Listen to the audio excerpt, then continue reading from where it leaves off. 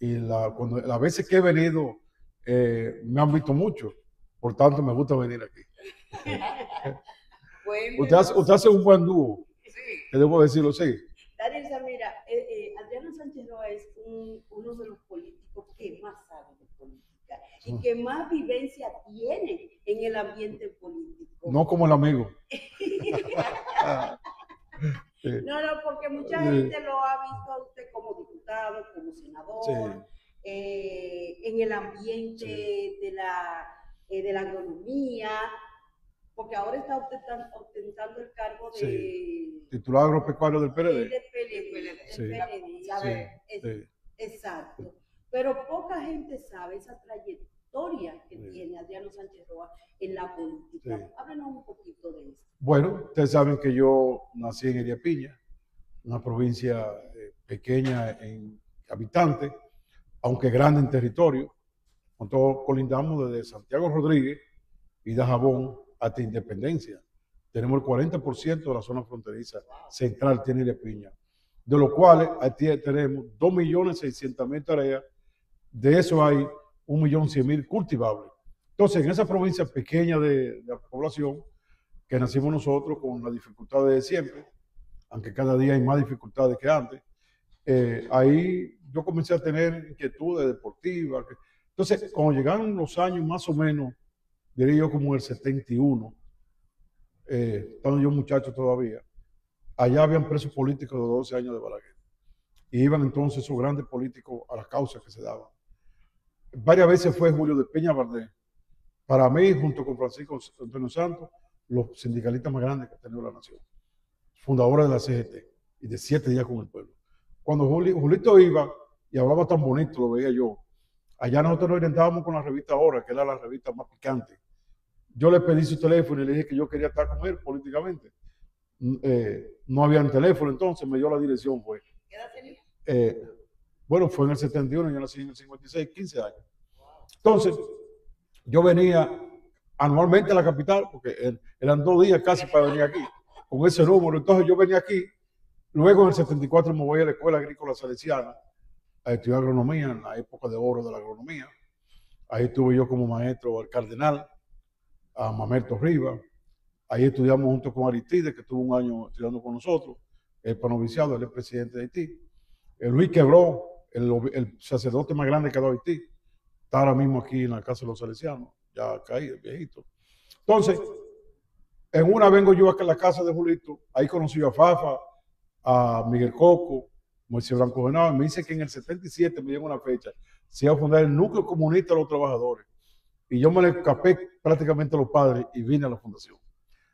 Pasó el tiempo, ya para avanzar, cuando yo me gradué, la primera reunión que yo llegué de la AMPA, me hicieron directivo en la región suroeste. Y a los 5 o 6 meses, el PCT, Partido Comunista del Trabajo, que yo no era, pero que como que me valoraba, me llevó... Eso fue el sector sindical. Sí, en el sector sindical me llevó al comité ejecutivo de la AMPA, en esos años ya. Entonces, esa década de los 80 fue una década intensa, yo diría casi la más intensa sindicalmente hablando. Quizá la más intensa políticamente hablando fue los 60, un poco los 70, cuando los señor Balaguer, pero en términos sindicales fue una cosa. Ahí yo, ya vinculado con Julito y con Francisco Antonio Santos, me vinculé un poco a la CGT también. Fui a todos los cursos que se daban en Cuba, al curso de sindicalista, Lázaro Peña, a Niceto Martínez de Campesino, y a Añico López, que era el curso de entrenamiento político militar. Ahí me gané una beca y fui entonces a Libia, en esos años 80. Completé todo, no, solamente me faltó el curso de mujeres que no podía ir. Entonces, esa década, yo diría que hubo un gran aporte del movimiento sindical y político de izquierda a lo que hoy vivimos nosotros, la democracia, la mejoría económica. De ahí surgió, del final de los 90 y del final de los 80, principios de los 90, todos esos códigos que existen hoy. El código financiero que hay, el código de trabajo que se habla. O sea, toda la norma gruesa económica la hizo Balaguer, llevado por la población y con el criterio de él. Adriano, eso que se llama indexación de los sueldos, ahí es que está. Adriano, pero yo sé que la gente está preguntando, pero ¿cómo de la izquierda pasa entonces Al Partido Reformista. Eso es muy dato. Entonces, voy para allá. Entonces, llega el 90, llega el 89, 90, 91. Llegó la perestroika. La perestroika que fue para mí un mal paso de Gorbachev. La perestroika destruye todo. La Unión de las Repúblicas Socialistas Soviéticas, que eran como 17 países fuertes todos se fueron, se derechizaron. Todo, nada más se quedó Rusia, que era la capital, que es donde está Putin hoy. Y miren, donde está Putin hoy en el país, en territorio más grande del mundo. Imagínense lo que era eso. Entonces, al destruirse eso y quedar a la izquierda ya otro panorama, una persona que voy a decir su nombre porque somos amigos y él, Ángel Mato, fue de los dirigentes izquierdistas más destacados de lo que tuvo en Puerto Rico, que tuvo que capaz de quedarse luchando en la izquierda. Y para mí una persona con una moral grandísima. Me dijo a mí, mira, si tú quieres seguir en política, ya tienes que irte a un partido de masa. Porque ya esto, mira cómo quedó. Me lo dio el consejo una persona el cual yo le oigo y le oigo. Entonces, en ese me puse a hacer mi segundo libro, que fue sobre la reforma agraria. 30 años de reforma agraria en esa época, que me lo prolongó Magruta. Cuando yo hice ese libro, ahí yo me enamoré de Balaguer. Porque mira cómo es la cosa, de antibalaguerista, que le voy a contar qué pasó con él después. Ya me deciste. Fue un paso. Pero oye, Anisa, yo me dediqué año y medio a estudiar la reforma agraria. Como yo encontraba que Balaguer decía, la tierra es para quien la trabaja, y se iba a los Bardén en el este, que lo apoyaban a él, y le decía, ven acá, pero tú tienes esa tierra ahí, y tú lo que tienes en la industria, esa tierra va a pasar a estos parceleros. Se lo quitó, se lo quitaba. Balaguer hizo más o menos, llevó como 8 millones de tierra que se las quitó a los ricos para dárselo a los pobres. ¿Pero aplicaba entonces el comunismo? Bueno, por eso el PSD ya en el 77 apoyó la reforma agraria y lo acusaban.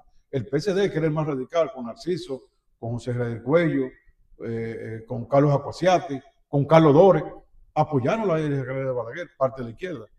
Porque fue una cosa, entonces, eso a mí me entusiasmó. Digo, acá, pero este hombre está haciendo, en términos de campo, lo que uno quiere.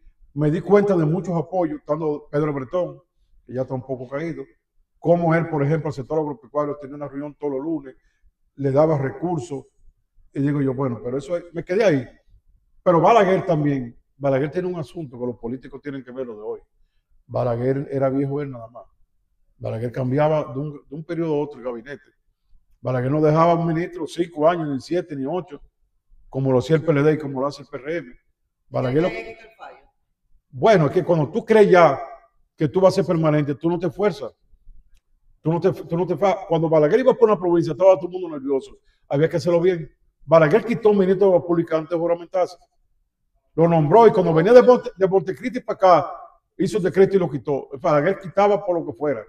No era fácil, Balaguer. Entonces, ¿qué pasa? Volviendo a la historia. Cuando yo veo eso, Balaguer habló con Pedro Bretón para que fuera conquistándolo.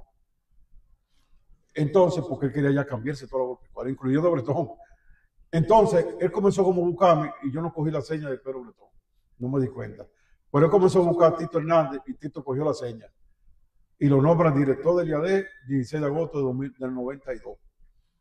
Yo digo, ven acá, pero no tomo nada. Y comenzamos Tito y yo y varios. Fran de Olio, que hoy es el segundo hombre de educación. Mayra Félix, que fue directora del IAD.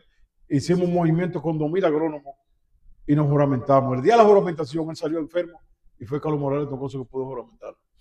Cuando me juramenta, sin condiciones, al mes, sale el decreto nombrándome en el FED, director del FED.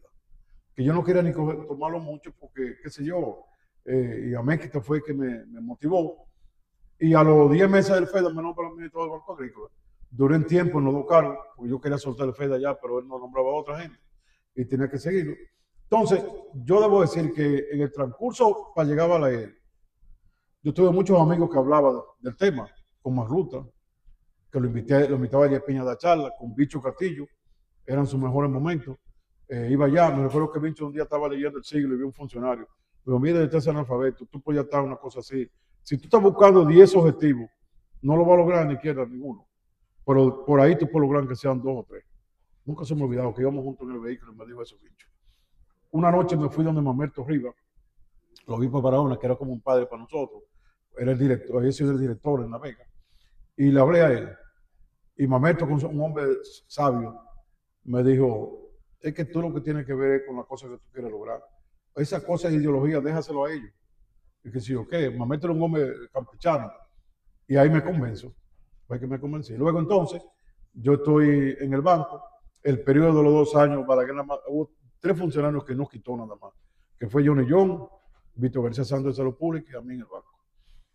Pues en el caso de Agricultura, yo tuve 3 ministros de Agricultura en el periodo que yo tuve, que él cambiaba. O Balaguer cambiaba. Cuando salimos del banco, que Balaguer le entrega a Leonel, yo voy a decir que yo no me quedé porque no busqué el cargo, porque nosotros apoyamos a Leonel en demasía y al PLD, el Partido Reformista. ¿Cómo pasa el PLD? Bueno, el PLD pasó ahí porque la realidad es que Balaguer. ¿Cómo pasó usted al PLD? Ah, el PLD, pensé que era cómo llegó de la frente para atrás. Ok. No, bueno, ya ahí se dan varios pasos. El primer paso fue que, como en noviembre del 96, íbamos todos los días a saludar a Balaguer, que ya no era presidente. Me dice Balaguer a mí, usted va a ser diputado. Yo estoy pensando que me está diciendo como que yo voy a aspirar en el 98, que es el próximo elección. Voy a Aníbal Páez, mi compadre y padrino de todos nosotros. Me dice, y él no te dijo bien cómo era, no. Ya él mandó una carta a la Cámara de Diputados que va a cambiar un diputado. Y se va a leer ahorita. Y se va a leer en 1 hora, 2 horas. Eran como la 1. A las 2 comienza la sesión. Busca un saco y ponte cerquita ahí que yo te voy a llamar. Dígale diputado. Me hizo diputado en 2 horas. Ahí es que yo llego al Congreso. Más rápido que un nacional. Así, cuando yo llego al Congreso, yo me sentaba, ya yo había sido ministro del Banco Agrícola, estaba de lleno en la Comisión de Agricultura. Me tocó, por ejemplo, trabajar en la ley, el Instituto de la Uva, yo fui presidente de esa comisión. La tasa cero para el maíz, para yo un poco los polleros. Entonces, estando ahí, Esteban Díaz Jaque, que murió, un gran izquierdista, ese hombre se paraba en cada proyecto con una libretica y tenía todos los detalles. Y yo decía, cónchale, pero como si yo vuelvo a ser legislador, tengo que hacer como Esteban. Pasó el tiempo. Cuando llega el 2006, yo iba a aspirar a diputado, pero los diputados y los senadores se vinculaban y yo quería que la gente votara por mí solo, porque ya yo había hecho un trabajo en Elia Piña, sin buscar votos, pero lo había hecho. En el 2006 entonces vino la Alianza Rosada. La Alianza Rosada, ganamos 10 senadores, 4 reformistas, Noé Telín Vázquez, Amado Castro, Félix Vázquez y yo. Y 6 reformistas y PRD unidos. Y ganaron 6 del PRD, ahí estaba Andrés Botista, estaba Chubac, etc. Estando ahí, comencé a hacer mi ejercicio como senador reformista. Pero la realidad era que Leonel llegaba hasta la Mata Forfán, era el presidente. Y me di cuenta que Leonel Fernández, que éramos amigos antes de ser presidente, no iba a hacer nada por Elia Piña para que no se me pegara el beneficio a mí. Pensaba yo. Digo, cónchale, pues yo voy a tener que resolver esto porque voy a pasar 4 años sin pena ni gloria. Yo siempre he dicho que un legislador en una provincia con precariedades, ese es uno de sus objetivos número 1, no el Congreso aquí, aunque lo haga. Y pasó el tiempo. En una que vino la tormenta Olga, que había un proyecto para Elia Piña de una donación que iba a servir, y se iba a hacer un acto en el Palacio, y yo había que ir casi obligado para que no nos sacaran de ahí. Yo fui allá. Y Leonel... 2007, la tormenta... Sí, Leonel cogió y se acercó a mí cuando terminó el acto varias veces. Me dijo que quería que yo hablara con Rafael Núñez una cosa que me quería decir. Nos juntamos, desayunamos. Él quería que hiciéramos una relación de trabajo. Entonces, en la noche nos juntamos. Yo llevé una lista de 300 y pico de obras. Él la vio bien. Comenzamos a hablar. Pero comencé entonces del Partido Reformista a querer troncharme. Una relación que no era de partido político, sino de trabajo. A troncharme, y yo vi que en un momento dado que para hacer algo en Elia Piña tenía que estar obligatoriamente con él. Duré varios días pensando solo, sin decirle a nadie, ni a mi esposa, ni nada, ¿qué voy a hacer yo? ¿Un senador con el orgullo de que soy del Partido Reformista o un senador que haga algo? Así que yo llego al PLD y yo fui y lo busqué a él. O sea, no me buscó a mí, sino yo lo busqué a él y digo, yo tengo que hacer, Y le voy a decir una cosa, en Elia Piña hoy hay 200 y pico de obras hechas, que puedo citarla, que la hice entre Leonel y con Danilo. La principal obra de la frontera para comercio con Haití es el centro encarnizado que lo hizo Danilo Medina, que la gestioné yo. La principal obra que hizo Leonel en El Piña fue transformar la casa de Trujillo en el Politécnico que hay hoy con la iglesia, que también lo gestioné yo. Ese día, lo llevé hasta allá mismo, donde estaba la casa de Trujillo. Entonces, para mí valió la pena el paso del PLD, porque al final no es una persona, al final es la obra que hay. Como tú te vas a la Memoria Piña, se quedan sus 6 municipios, están asfaltados todavía. Ya fue cuando Gonzalo. Tú tienes ahora mismo, se hizo un centro deportivo importante, se hicieron escuelas importantes. Es decir, hay 200 y pico de obras hechas, hay más, pero de las que yo gestioné, que presioné y que me metí. Por ejemplo, la transformación del hospital principal Rosa Duarte, donde Valle, que es el segundo hospital, eso fue, bueno, si me está viendo atragarse a Guzmán Marcelino, mi amiga de siempre, que espero que como yo digo aquí nos suavicemos ya. Yo tuve que interpelarla porque todo era para acá arriba y no se parecía a nada, yo la interpelé. Entonces ella, como ella me dice salud, me llamó mi amigo, ¿por qué te quiere mi cabeza? Le digo, es mejor una sola cabeza que tanta. Entonces ella procedió y se hizo. Porque si tú no presionabas también, que es lo que yo le digo a los legisladores de hoy, que no es ir con la cara limpia del funcionario nada más. Tú sabes, Ana, que estuviste cerca ya de que nosotros interpelamos gente tan seria como Mapuí. Mapuí es una persona de muchas cosas, porque si tú tienes obligatoriamente que defender lo tuyo. Entonces ahí no hablamos del Frente Patriótico, que se nos volaba. A propósito de que se ha entrado un poco en la política, pero como estamos hablando de historia, usted comenzó por la parte sindical, sí, antes que ser político. Y a mí me gustaría saber qué es lo que logró cambiar. Usted dice que la clase sindical en los años 70 sí. y 80 era realmente fuerte. Cuando planteaban una posición, los gobiernos tenían que mirarla. Eso se perdió. ¿Qué pasó? Mira, es un punto esencial que tú dices, para entender no solamente la parte sindical, sino la sociedad en general. Yo estimo, porque yo he pensado mucho eso, yo estimo que después de la perestroika, o sea, después que los países socialistas fuertes, digo yo, se derechizaron todo, quedó Rusia nada más, y después que China cambió su nivel político a comercial, pues China hoy es una nación fundamentada, concentrada en el comercio, y que entonces China ya no le interesa expandir sus ideas a ningún país, le interesa es el crecimiento económico de ellos. Y tienen un socialismo al estilo chino, como dicen ellos, que significa un comercio. Rusia está sola. Rusia, que esa es la capital de la Unión de Repúblicas Socialistas Soviéticas. A partir de ahí, todos estos países, la parte sindical, gremial, la parte asociativa de lucha, perdió el polo que lo apoyaba. Entonces, tú hoy no tienes, por ejemplo, una central sindical que tenga como yo estaba, que tú tenías Cuba ahí, que Cuba vivía entrenándolo, que Cuba venía aportando. Por ejemplo, el vicepresidente actual de Cuba, Bardem, que era el tesorero de esa época, estaba aquí todos los días, en esos años, los años 80. Entonces se perdió, Cuba está tratando de sobrevivir ellos. Es decir, para mí, eso que tú dices sindical, se da, por ejemplo, con la UA. La UA ya no es lo mismo. Por eso. Los agrónomos, las sindicales de los trabajadores. O sea, todos esos gremios de todas las cosas ya somos de agua dulce, porque perdimos el sustento político y ideológico. Bueno, o vale la pena ver si logramos que vuelva, porque, por ejemplo, cuando tú me haces la pregunta, yo estaba pensando, Danisa, de que, por ejemplo, ¿qué logró la izquierda?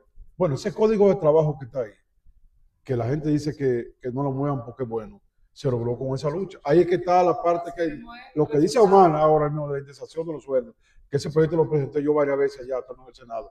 Yo lo presentaba para que fuera anual. O sea, que cada año, en la inflación de un 5 o 6% se le agregara el sueldo, que cuando venían 5 años eran 30%. Por ejemplo, eso está en ese código. El asunto de todos los derechos laborales que quieren los trabajadores están en ese código. Por el código financiero que hizo Balaguer. Entonces fue fruto. Yo recuerdo, todavía en el 90 o 91, que esas huelgas que se hacían, que morían 15, 17. Yo recuerdo dos anécdotas que la gente la oye y a veces hasta la tergiversa, pero como yo la viví, lo voy a decir. Yo fui varias veces, había una huelga de 3 días. A los 3 o 4 días había una negociación para pactar algo de lo que querían los sindicatos. Santos, que era que le precedía, ya Julito había muerto. Yo era como hijo de él, así que Antonio Santos. Yo lo acompañaba. En una que yo fui, Balaguer estaba incómodo, iba entrando a la puerta, caminando al paso. Le digo, Santo, Santo, quizá yo en el fondo también sea comunista. Le digo así incómodo porque dice el comunismo que está haciendo eso. Cuando se sentó, era ahí, incómodo seguir ahí, porque él entendía que lo que estaban haciendo era mucho más, era más que lo que, le digo, esta mano que ustedes la ven, pueden temblar de vejez, pero nunca de miedo. Yo vi eso hoy mismo con él. Es decir, eran momentos que lo que quiero decir es la potencia de los sindicatos. Hoy se llama una huelga, no se va, porque no hay conciencia. Entonces, muchos logros todavía de reglamentaciones, de leyes orgánicas que existen, se lograron en esa época ahí. Entonces yo digo que valió la pena esa lucha y valió la pena muchos sacrificios que hubo de mucha gente. Te dije que con este hombre íbamos a hablar mucho de historia en el país, sobre todo de la política. Adriano, pero escuchándolo a usted hablar así de Balaguer, me llega la pregunta, ¿cómo usted califica el que hoy se esté hablando de Balaguer, de los gobiernos de Balaguer, algo que fue tan rechazado en el pasado? Vamos a hablar de eso después de la pausa. Okay. Sánchez Roa, dirigente del Partido de la Liberación Dominicana y ex senador de la República. Ana dejó una pregunta. Sí, dejó algo, tiró un bucapié en el aire. Yo le agrego a eso. Sí. De acuerdo a su posición, entonces, ¿qué pesa más? ¿Lo bueno o lo malo de Balaguer? Porque después de la dictadura, lo más cuestionado aquí han sido los 12 años de Balaguer. Correcto, estamos de acuerdo con eso. Él, incluso yo creo que hasta él estaba de acuerdo. Porque antes de contestarle a Ana y a ti, yo en una ocasión, cuando yo llego al Banco Agrícola, Ney Ariadora me dijo a mí, llévale, yo tengo un libro de poemas de los 12 años en contra del régimen de Balaguer, en tiempo Caracoles de Camaño. Y entonces me dice Ney Ariadora, llévale ese libro a él, porque si no se lo van a llevar a tus adversarios y él va a creer que tú lo hiciste ahora. Yo llego a la casa, él va a salir para el palacio, va caminando el pasito de la puerta de su casa al carro. Yo comienzo a explicarle, pero ese día como que caminó más rápido, llegó a la puerta del carro. Le digo, presidente, en fin, ese libro lo escribí yo soy administrador del Banco Agrícola, en contra suyo, en los 12 años. Entonces se para y me dice, déselo a Pérez Bello para que me lo lea. Pasan como 5 semanas y lo veía casi todos los días y no me decía nada. Yo esperando el tablazo, que es lo que me va a decir. Cuando en una me dice, mire, me terminan de leer el libro. Pero yo a su edad, yo no 12 años, y con lo que ocurría también lo hubiese escrito. Me salió con eso. O sea, que él sabe que la situación era difícil en los 12 años. Ahí está la costumbre de que el hombre se mide por lo último. Yo no sé si es correcto o incorrecto. Tú tienes a Camaño. Camaño fue jefe de los cacos blancos. Los cacos blancos eran los mismos cacos negros a palo limpio. Camaño era un hombre de mano dura. Fafa Tavera tiene la historia de cómo él le quitó, le rompió el Parque Independencia una bolsita. Le dijo, usted tiene 3, ya va 1, 2. Y cuando iba a decir 3, tuvieron que salir huyendo todos.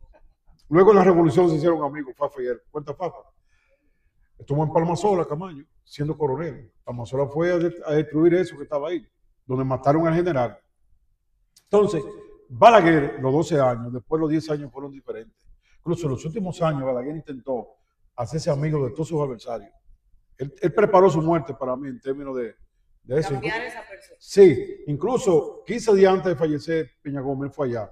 Yo estaba ese día y él le dijo a Peña Gómez todos los elogios que Peña Gómez hasta la lágrima se le salieron. Ya Peña Gómez ya débil. ¿Se arrepintió?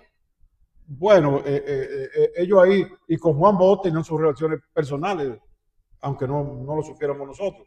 Entonces, yo creo que con Balaguer lo que está pensando es, Balaguer fue un político que no pensó en dinero para él, no pensó en dinero para la familia, no pensó en dinero para empresarios, no pensó en dinero para la iglesia, no pensó en nada. Balaguer era un hombre de poder nada más, de eso. Cuando él fallece, él tenía 4 casas y él le regaló las 4. La de San Juan se la dio a Hogares Crea. La de Santiago, que era de su familia, la de su herencia, una casita bonita de madera que tenía, se la dio a la monja. La de La Vega se le dio a la iglesia. Y la de aquí, en la Máximo Gómez. Pero esas son de las cosas que se le critican a nivel personal a Balaguer, porque él tenía familia, él tenía hijos. Bueno, Balaguer, bueno, porque eso, como una cosa personal, uno dice lo que uno interpreta, porque temas que no se hablamos con él. Balaguer, los hijos que yo vi, los hijos que querían echar para adelante, lo hizo echar para adelante. Alexis Joaquín Castillo, que él mismo ya él habla de él, lo hizo fiscal, lo hizo ministro de deporte, echó para adelante, quiso. Hay un general que, como no se dice, no puedo mencionar que ya falleció, que lo hizo jefe de la policía. Sí, los hijos que querían echar para adelante, él le dio... Que era hijo de él. Hijo de un general del ejército, que era hijo de él, se trataban así, un general no debo decir, ya falleció.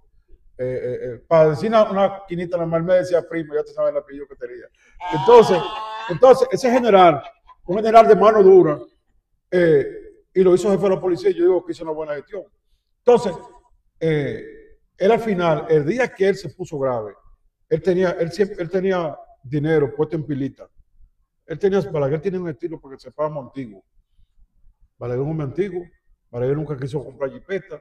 Balaguer, yo recuerdo cuando iba a hablarle del arroz del Banco Agrícola, hablaba de la palabra pasilla, que es una cosa que no se usa, hablaba de ventorrillo. Él tenía pilita de dinero. Él tenía pilita de dólar, pilita de pesos de 100 pesos que valían en esa época, pilita de 500. Entonces, ese dinero, él daba beca. Balaguer tenía gente becada sin ser presidente, gente que le daba por el estudio todos los meses y gente que le ayudaba. Entonces, cuando él iba a fallecer, cuando estaba grave ya que falleció, él entregó la llave a Aníbal Páez de esa cajita, ya cuando se le llevaban grave el palabreo. Y cuando falleció, Aníbal buscó a su sobrina, que era la única que estaba viva ya, Carmen Rosa, la llevó, y cuando abrieron, eso es lo que él tenía, lo único que dejó. Él no dejó cuenta en banco. Entonces yo creo que el Balaguer dedicaron mucho tiempo a la política. Balaguer trabajaba de día y de noche. Dedicaba mucho tiempo a la política. Tener ese concepto. La otra cosa era que Balaguer no tenía concepto de que tenía que servir a los gringos, a los rusos, nada de eso. Yo recuerdo una vez que en la campaña de peinado íbamos por donde está Inepre en San Juan, para los sanjuaneros, por la prolongación Anacaona, y había una factoría ahí del banco. Y había una pancarta que la estaban pidiendo los parceleros. Y él me preguntó a mí, me mandó a subir a Balaguer el móvil que él tenía. ¿Qué te crees? Me dijo, esa gente, eso que ellos están pidiendo. Y yo le dije, presidente, son buenos parceleros, buena gente, lo motivé. Dice, yo no le estoy preguntando eso a usted. Le estoy preguntando, ¿le conviene al país que esa factoría esté en manos de ellos? Porque fíjense que al final, en el 66, queda casi evidente que los gringos lo ayudaron a ponerlo ahí.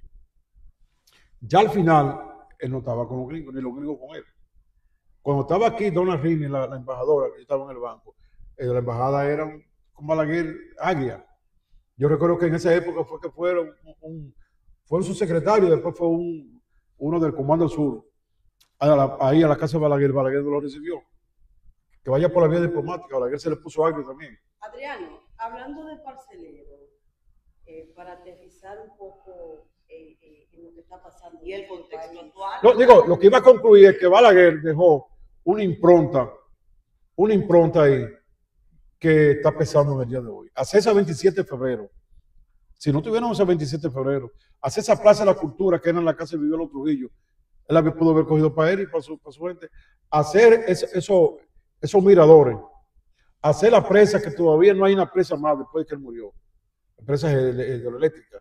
O sea, hay un conjunto de obras que la dejó y hoy está empezando. En la posición sobre Haití, para que tú, pues sobre Haití, digo que hay que hacer otro programa. La posición sobre Haití. Haití, cuando en el 94 viene que tumban a Haití, Estados Unidos quiere ahogar a Haití. ¿Y qué hace Balaguer? Bueno, que no haya el bloqueo. Mandó 4 generales para allá. 4 generales de los dedos. Y le picó un ojo, no bloqueen nada. Y él tiró una palabra, dijo, es mejor llevarle su alimento allá, su gasolina, que ellos vengan a buscarla aquí. Y Balaguer lo que hizo fue que llevó a los generales para que organizaran el apoyo a Haití allá. Porque ese era el criterio que él tenía. Como agrónomo, se está anunciando el plátano a 50 pesos. Bueno. ¿Qué influye en eso? Mira, el gobierno en términos generales recibió un gobierno, para mí, nivelado bien en el sector eléctrico, en salud, agricultura. Aquí se producía el 90% de los alimentos, pero el gobierno ha tenido, tiene como el método de no dar mantenimiento a nada. Por eso se le destruye todo. 5 años sin mantenimiento, nada. El gobierno no invierte nada en capital. El gobierno ha bajado los subsidios a los sectores como el caso de la agricultura. ¿Qué pasa en el sector agropecuario? Que la producción se ha caído en general. Tanto es así que ellos pueden decir, bueno, por la tormenta Melissa hay menos plátanos porque se cayeron. Pero en el momento que cayeron los plátanos, bueno, pero en el momento que cayeron los plátanos, que había muchos plátanos, debió bajar el precio. En ese momento, por ejemplo, en un supermercado que está cerquita de nosotros, el plátano subió de 24 pesos a 28. En el momento que estaban de que muchos plátanos, se cayeron plátanos, se cayeron platanales que iban a tener plátanos, pero no era que habían plátanos. Entonces, este gobierno, a pesar de que el ministro de Agricultura es productor de plátano, ha comprado en estos años plátano en Puerto Rico. Aquí se ha importado de todo. Yo no había visto una gestión tan pésima en el término de agricultura. He conocido 23 ministros de Agricultura. Para mí la más pésima que existe la está haciendo el actual ministro de Agricultura. O sea, que para mí. El ministro más malo que ha pasado. Mira, que muchos decían, yo creía, y que me excuse que está vivo por ahí Carlos Federico Cruz Domínguez con los Jorge Blanco, y Ángeles Suárez, que ya falleció. Yo pensaba que eran las peores, que esas dos fueron de Jorge Blanco. No, lo primero es que tecnificó agricultura. Es decir, él encontró, por ejemplo, el día de con 1.300 agrónomos. Y hoy que van a pasar 100 y pico agricultura y los otros dan o para pensionar una parte o para su calle. Él tiene 612 áreas que son sesiones que tenían agrónomos y no tienen agrónomos. Entonces esta gente la coge por politiquería para nombrar gente en su pueblo, en Salcedo. Gente, cuando ellos llegaron, tomaron ahí y vieron, ¿qué es lo que hay ahí? ¿Cuáles son los mejores sueldos? Ese, 60,000 pesos. ¿Y quién es ese? Ese es especialista en sanidad vegetal. No. Quítalo, vamos a poner gente que es activista de nosotros, que ni siquiera va a ir nunca por ahí. Por eso entra la peste porcina africana. ¿Usted indica que los peores funcionarios de este gobierno pertenecen a Hipólito Mejía? Ah, no, yo ahí no me puedo meter. Eso es problema. No, porque ese es un problema de ellos. Yo sí sé que los mejores pertenecían a Danilo Medina. Los mejores funcionarios. A propósito de eso, el Partido de la Liberación Dominicana en estos momentos, hay varios candidatos. ¿Por qué usted está en el partido? Oh, yo estoy con... Para mí el mejor, aunque la gente lo vea que ahora que está arrancando, llama Charlie Mariotti. ¿Por qué mejor? Primero, recuérdense que ya hablamos que yo vengo del Partido Reformista. Ahí se decía que había que ser como la cotorra, que la cotorra come y deja caer para los demás. Si Charlie duró 14 años en el Senado, o sea que repitió varias veces, es porque su pueblo lo eligió otra vez. Si lo eligió otra vez es porque hace un buen trabajo. Yo no creo en una gente que tiene un cargo electivo y lo quitan o lo pueden quitar, o una gente que no ande con 100 pesos en los bolsillos para una persona que lo necesita. Segundo, Charlie conoce mucho del Estado. Nosotros, el Senado es una escuela, la Cámara de Diputados también. Ahí pasan todas las leyes. Nosotros trabajamos hasta en la ley del Servicio Nacional de Salud, que no somos médicos. Y es que se concentra esa ley a la discusión, no solamente de que ver los artículos, es que por ejemplo, el IDA nosotros lo creamos, entre Charlie Mariotti, Euclides Sánchez y yo. Nosotros duramos ahí casi 800 horas discutiendo. Tú terminas aprendiendo. El Charlie conoce el Estado, porque no podemos ir a improvisar como hacen los funcionarios ahora, que ponen, por ejemplo, hay funcionarios del sector agropecuario que le preguntaron delante de mí, y el CENIECA, el CEDIA, ¿usted lo conoce? Y dijo, eso es un asunto chino, ¿no? Es el centro de investigación más grande que había.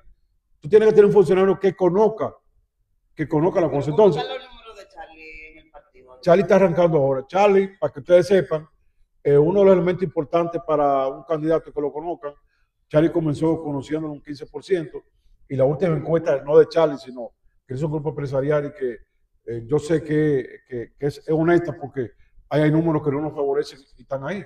Charlie subió a 37% que lo conoce. ¿Compite con Gonzalo Castillo? Bueno, competirá. En esta pasada semana, supuestamente ya Gonzalo se salía. Como es importante, porque nosotros necesitamos que la gente vea que uno dice la verdad para que le pueda creer, competirá. Hoy Gonzalo tiene un buen espacio hoy. Pues Gonzalo hizo una buena gestión en obra pública. Gonzalo fue un candidato. Gonzalo es una persona sencilla, que ayuda mucho. Tiene muchas virtudes Gonzalo, que todos lo valoramos, incluyendo a Charlie. Todos la valoramos. Pero, ¿qué está haciendo Charlie? Charlie ahora mismo está haciendo dos cosas. Como se está haciendo un protocolo entre los precandidatos para salir un año. Yo digo que un año porque para mí las elecciones se van a hacer en noviembre del año que viene. ya van a salir a la calle oficialmente. Antes de salir oficialmente, nosotros lo que estamos haciendo es yendo a la provincia a hacer un media tour, le llama él. Él sabe más que yo de eso de la prensa. Él, por ejemplo, fue a Santiago y se pasó un día entero en todos los medios de comunicación, fue a San Francisco. El día 3 vamos a Barahona. Entonces está yendo porque el primer objetivo de Charlie es darse a conocer. Da a conocer su idea, no al mismo, sino sus ideas. ¿Qué él piensa del sector eléctrico? Porque yo le voy a decir algo. Se habla que la juventud, la experiencia, que la mujer, al final hay que buscar a las personas que tengan los elementos para enfrentar los problemas que hay. Pero ahora, por ejemplo, Gonzalo está en esa tentativa, pero no hay nada confirmado. Él no ha dicho de los 7 candidatos, nada más hay 4 que hayan dicho que aspiran. Por lo tanto, que Domínguez Brito, lo veo muy activo, Francisco Javier, que es el que está arriba en las encuestas internas. Yo le voy a decir una cosa, y hablamos otra vez de la verdad. Las encuestas en el día de hoy, a nivel interno y externo, dan lo mismo. Abel está arriba. Abel. Segundo está Gonzalo. Tercero está Margarita. ¿Cómo? De ahí para allá, técnicamente están empatados, incluyendo Francisco Javier tienen año y pico. Francisco Javier tienen año y pico y está técnicamente empatado con Miguel Brito, con Charlie, con hasta el mismo Juan Ariel que está fuera del país. Pero Abel, yo no sé si es porque Abel hizo una campaña intensa y lo conoce. Es que el conocer un candidato es lo primero. Dicen que si Gonzalo, mientras Gonzalo aspire, que nadie, ¿cómo es el asunto? Que nadie aspire. Mientras aspire, que nadie aspire. Gonzalo tiene espacio. Es el candidato más puro bueno, es que Gonzalo no ha dicho que va. Y hasta que no diga que va, nada más hay 3 que no han dicho que van. Ni Juan Ariel, ni Margarita. Margarita tuvo un gran aplauso en la última reunión que hubo, que asistió, ni Gonzalo. Y hasta que no digan que va. Ahora mismo por eso en los desayunos y las cosas que hacen, no hacen con los 4. Porque no han dicho que van. Yo sí puedo decirle algo. Y se lo voy a decir para que la gente vea. Para la gente me dice, ¿tú crees que Charlie va a ser presidente? Y yo le respondo lo siguiente. Yo era amigo de José Rafael Abinader el Viejo, de los años 80. En esos años sindicales, yo le invité mucho a charlas, fue a San Juan, a Elia Piña. Él era contralor de la República en esos años, el Viejo. Luego, yo comencé a buscar media beca en la universidad de ellos. Ahí conocí yo al presidente de la República. Que él daba media beca, el hermano era maduro para dar media beca. Y yo lo conseguía con él, con el presidente. Siempre media beca. Yo nunca pensé que el presidente Luis Abinader iba a ser presidente. Yo no le vi el perfil, o sea, ninguno de los del PLD. Todos los del PLD, yo le veo perfiles mucho más grandes que los que yo le veía. No, el perfil así de conocimiento, de actitud. Señor, y ganó dos veces ganó en primera vuelta Abinader. O sea que todo es posible. Yo una vez le pregunté a Leonel Fernández, estamos ahí, y le dije, presidente, ¿qué significa que usted sea el presidente y no sea un apellido Balaguer, Juan Bo, ya Peña Gómez? Me dice que cualquier ciudadano de la República Dominicana puede ser presidente. Me dijo, era a mí. O sea, ¿usted cree que el PLD tiene posibilidad para el 2028? Bueno, yo te voy a decir algo. Hace 3 meses, PLDistas, compañeros decían eso delante de mí, y yo lo veía como ilusorio. Pero yo me estoy convenciendo de que sí. ¿Tú sabes por qué? Porque ha llegado un momento en que el deterioro es tan grande de los servicios y de lo que tiene que hacer el Estado, que la gente está mirando para el PLD. Cuando hablan de salud, y tú encuentras que muchos hospitales hay que ir con una jeringuilla para que te puedan inyectar porque no la tienen, y las instalaciones cayéndose. Y tú dices, ¿y qué pasó en el PLD? Danilo dejó 81 hospitales o nuevos o transformados. Cuando tú vas en términos de precio y tú encuentras un plátano a 40, 50, 35 y Danilo lo dejó en 17 pesos.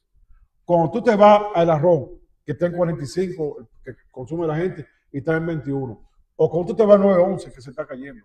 O cuando tú ves, bueno, el gobierno lo que ha inaugurado son cosas que a Danilo se le dejó hechas. Tenemos la parra, tenemos los dos de Vivo, eso, de Azo y Baní. Cuando tú ves que la gente está hoy desesperada con la situación, y cuando mira qué es lo que ha sido mejor, es Danilo, el PLD. La gente está viendo la gente está llorando que el PLD vuelva. Adriano, quizás. Es más, si Danilo fuera candidato, fuera presidente. Quizás el PLD no tenga esa posibilidad para el 2028. No obstante, debemos de decir que sí lo van a necesitar como aliado, uno o otro. ¿A quién tú crees que el PLD podría apoyar? ¿Al PRM o a la Fuerza del Pueblo? Tú sabes que lo primero es, y es bueno que los PLDistas vean, es que las encuestas ahora mismo nos están dando a nosotros técnicamente empatados con la fuerza del pueblo y a veces hasta arriba. A la hora que se coge un candidato, vamos hasta arriba porque ellos tienen su candidato. Ya eso le da un nivel, una ventaja. ¿Qué de Omar Fernández? Bueno, Omar Fernández es una persona atractiva, fresca. ¿Tiene la posibilidad de que su papá? Bueno, Omar Fernández es que no tiene la formación de estadista. Ahí el país tiene que saber que es una persona de futuro, pero de presente, tú no puedes pasar lo que está ocurriendo ahora, que están improvisando la gente. Porque tú puedes tener tus asesores, pero al final es tú que tomas tus decisiones. Él puede ser que esté por encima de papá en una simpatía general, pero la formación de ser presidente, lo que yo iba a decir era, el PRM estaba entre 33 y 35, y cuando ganó tenía 47 con los aliados 57. Entonces, en el momento de hoy, el PLDista lo que tiene que ver es que podemos crecer. Y si trabajamos, crecemos. Crecer para pensar ganar las elecciones. Hipólito salió con un 5% en el 2004 y después por poco ganó las elecciones en el 12. O sea, cualquiera sube. Entonces, el PLD tiene que trabajar pensando que va a ganar las elecciones. Porque es posible. Porque la gente está viendo qué era el PLD, qué era Danilo, y está viendo qué es Abinader. Ahora bien, y estamos trabajando, mira, esa juramentación que está haciendo Danilo son de gente que se están acercando. Juramentó en San Francisco, juramentó aquí en la provincia de Santo Domingo, va a seguir juramentando, pero además de eso hay que decir, en la actualidad, una alianza que parece que nadie va a ganar en primera vuelta. Hay una segunda vuelta, va a haber una alianza entre dos partidos. ¿Con quién debemos nosotros aliarnos? O para que nos apoye para nosotros ganar, o para nosotros apoyarlo, con el que convenga en ese momento. Yo quiero que la gente se olvide, y esto que voy a decir quizás no le gusta a mucha gente de oposición, que la gente se olvide que la alianza es obligada con la fuerza del pueblo. No, la alianza es con el que le convenga al país. Si la alianza es con el PRM, con el PRM. Si es con la fuerza del pueblo, con la fuerza del pueblo. ¿Qué aspiramos nosotros? Que la alianza sea para apoyarnos nosotros. Eso es lo que aspiramos. Pero eso es un elemento que va, si trabajamos, si estos candidatos, estos 7, si agregan los 3, trabajan duro en este año que hay, ahí puede estar el presidente. Pero tienen que trabajar duro y saber otra cosa también, los 7 precandidatos nuestros. Que el trabajo no es para quitarle votos de uno al otro, es para conquistar votos de afuera. Porque tú no haces nada. Si yo soy Domínguez Brito y le quiero quitar unos votos a Abel, o si Abel se lo quiere quitar a Margarita, no. Ustedes buscan votos fuera. Porque nosotros lo que necesitamos es crecer. Porque nosotros llegamos a ser grandes, vamos a crecer por lo menos aunque sea medianamente. Ya no estás diciendo que el tiempo se agotó, pero no quiero terminar este conversatorio sin que tú nos digas qué te pareció en las declaraciones del ministro de la Presidencia sobre que hay que filtrar los narcotraficantes en los partidos. Es que una cosa es con violín y otra con guitarra. Él citó la ley 155-17, que yo fui el presidente de esa comisión de la lavado y contra el terrorismo. La ley más difícil que tuvimos nosotros ahí. Una ley de una comisión de 18 senadores. La de la comisión que yo presidía, de Seguridad y Defensa, y la de Asuntos Jurídicos. Esa ley fue difícil porque es una ley que es restrictiva contra el lavado y contra el terrorismo. Para nosotros hacer esa ley tuvimos obligatoriamente que consultar países porque íbamos a limitar la inversión nacional. Países se opuso a esa ley con nosotros. Y yo veo que ahora está hablando, ahora se está sustentando en ella. Era senador. Discutimos en la discusión en público, él se opuso. A esa ley que te pusiste, que te apoya ahora. Yo lo que creo es que el PRM debió ver, y lamentablemente para el país y para el PRM, que el 90 y pico % largo de los narcotraficantes que están apareciendo y que lo está llamando a Estados Unidos, estaban en su boleta. Porque una cosa que tú digas, yo soy de un partido, cualquiera se inscribe en un partido.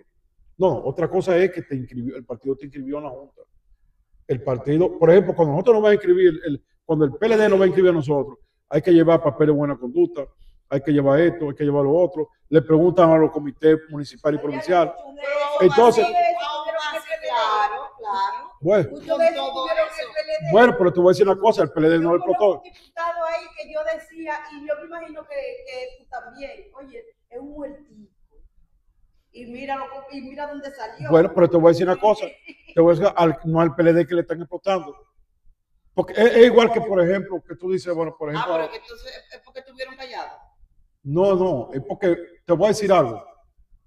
Hubo una persona tampoco puedo mencionar su nombre, de San Cristóbal, que fue diputado reformista, que quería ser candidato por el PLD.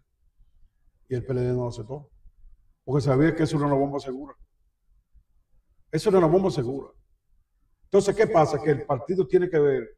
Una cosa es que llegó y no nos dimos cuenta, y que no se sabía. Una cosa es que tú sabiendo quién él lo ponga. ¿Por qué? Porque te va a dar dinero, porque va a ganar. Porque yo creo a veces, me aventuro a decir, que la diputada que estaba diciendo que Paliza, del PRM, que Paliza debió pedir perdón, es porque a ella le explotaron en su cuarto donde estaba ella. Seguro que ella fue afectada. No es tan fácil tú encontrar en una provincia que te compran un voto en 20,000 pesos. ¿Y quién le gana a la gente así?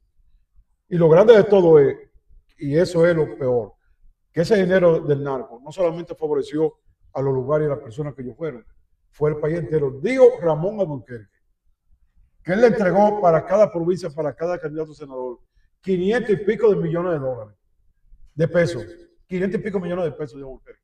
Suponte que no, que le entregara 100 millones. ¿Y dónde puede aparecer ese dinero? Es más, la ley de lavado decía que en la Junta había que hacer una unidad de lavado para chequear todo eso, que la Junta debe retomar eso, solo dice la ley. Culpa deberían hacerlo todos los partidos, entonces, Adrián. Bueno, está bien. Cuando se dice todos los partidos, encubrimos al partido mayor que debe hacerlo. Eso debe hacerlo todos los partidos, pero ahora mismo, el que tiene que preocuparse más es el que tiene más narco afuera y adentro, porque él dijo que viene más. Él dijo que viene. Yo creo que la declaración de Paliza, analizando eso que tú la pregunta, para mí Paliza se está adelantando a cosas que vienen. Para mí él habló no por lo pasado, aunque se habla de lo pasado de Alicia, sino es por lo que viene. Y otra cosa, el asunto del dinero, nosotros pusimos en la ley que se podían gastar un peso por cada habitante, que se puso una norma ahí. Eso, la Junta tiene que ponerse más rígida para ver si controla un poquito más. Porque eso está en la ley, cuánto se puede gastar. Y se puede saber, cuando tú haces tanta valla, se saben los precios de la valla. El PLD hizo muchas campañas también y tampoco se controla nada de eso. Bueno, nosotros hicimos la ley siendo en el mismo PLD para controlarla, porque te voy a decir, esa pregunta tuya es buena, porque yo quiero decirle al país que lamentablemente no están ganando los mejores candidatos para los pueblos, para el país, están ganando los que tienen más dinero. Entonces, eso hay que cambiarlo para todo el mundo, por la nación, porque el dinero no puede ser que domine. Ojalá haya una cumbre y se comienzan a buscar fórmulas de todos los partidos, a ver cómo se hace que no sea el dinero que triunfe. Eso sí yo pienso. Sí, porque te digo, eso es algo que ha cambiado tanto que para mí los congresos cada vez son de menos calidad. Hace rato que estamos pasando tiempo, pero muchísimas gracias, Adrián. ¿Y cuándo yo vuelvo? Hablar de agricultura. No hablamos de agricultura. No hablamos de agricultura. Vendrá. Gracias a ustedes. Vamos a hacer una pausa y al regreso hay más en Infórmate. Nosotros queríamos grabar otro programa y dejarlo para después. Grabamos un programa de agropecuario y lo dejamos para después, para cuando usted no tenga un invitado ahí.